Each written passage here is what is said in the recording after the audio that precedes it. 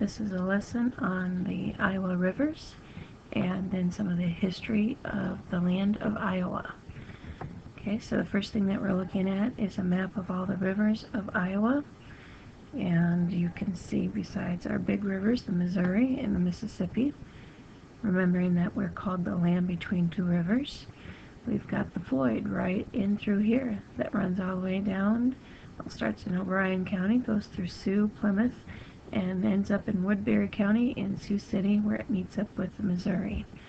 The Floyd River is a tributary. The tributary is a river or stream flowing into a larger river or lake.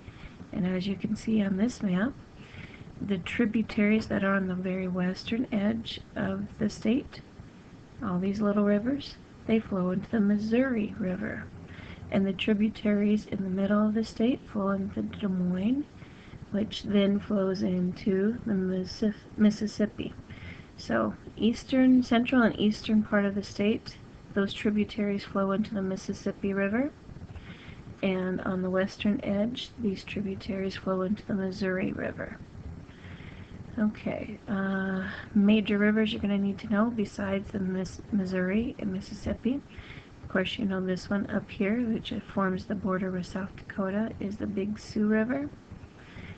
Floyd River is not on here, but you'll need to know that. The Floyd River kind of runs right in through this corner here. Des Moines River, of course, goes through Des Moines, ends up down here in Keokuk, where it joins up with the Mississippi, and that's the lowest point in the state of Iowa. Iowa River goes through and by Iowa City, which is home to the University of Iowa, the Hawkeyes.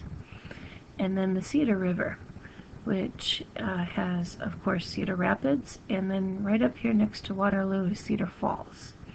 They are right next to each other. Okay, so those are some of the major rivers. Of course, part of having rivers is dealing with flooding and drought. And we're going to watch just a few seconds of this video.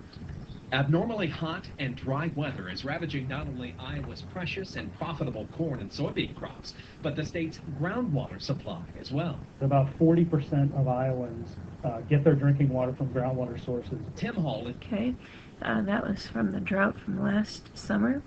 You can see in this picture here, these guys are walking along a riverbank that normally would have water in it, and it's quite dry there. One of the worst droughts in our country's history was called the Dust Bowl, and this little video explains a little bit about the Dust Bowl. Everything was looking up. A sea of grass, once the domain of Indians and buffalo, disappeared beneath the blade of a plow. I saw the whole country transformed in the sunset glow. All the brown prairie turned to gold. But then it was as if the land rejected them. The rains stopped and the winds came. We saw this cloud coming in, black dirt. Okay, so there's a picture of what the Dust Bowl would have looked like, and that was like a common occurrence during that period in the 1930s. So, major drought in the 1930s, called the Dust Bowl, happened across the whole country, and Iowa was a part of that. One of the causes for that Dust Bowl was over-farming the land. So that's one of the reasons why we have something called conservation today, to try to take care of our land and keep our most valuable resource, which is the soil. Iowa's most valuable natural resource is our soil. Flooding, I wanted to show you actually this picture first. Example of flooding that goes along with rivers. This is actually flooding near Ames, Iowa. This is where the Iowa State Cyclones play.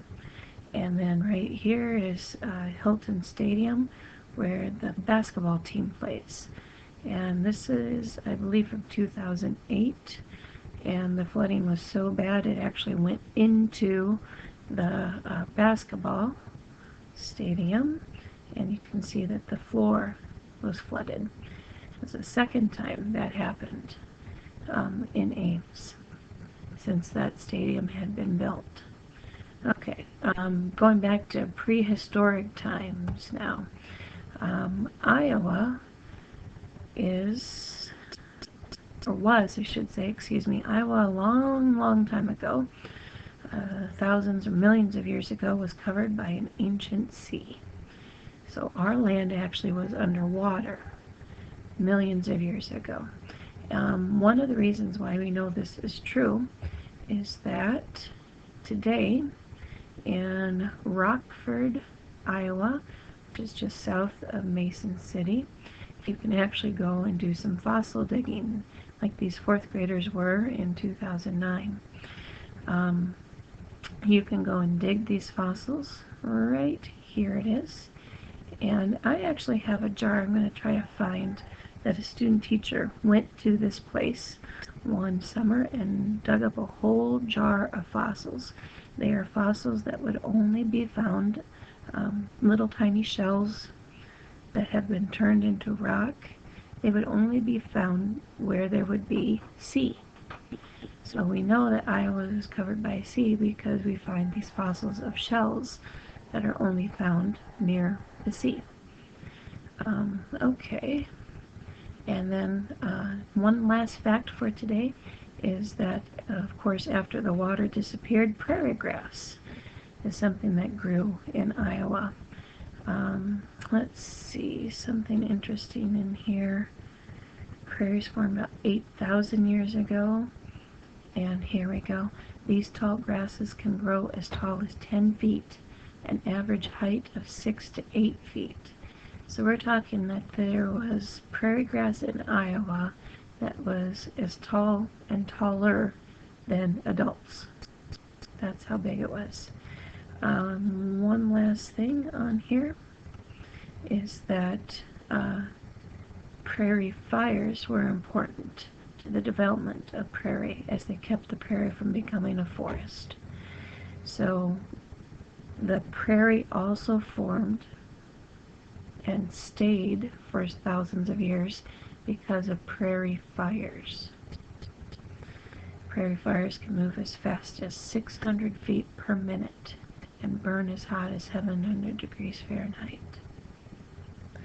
Okay, so Iowa was once covered by an ocean, as we can tell by these kids hunting for fossils, and then it became covered with prairie. And prairie fires were actually part of keeping the state covered by prairie so that they didn't become a forest. Alrighty, there you go. See you tomorrow.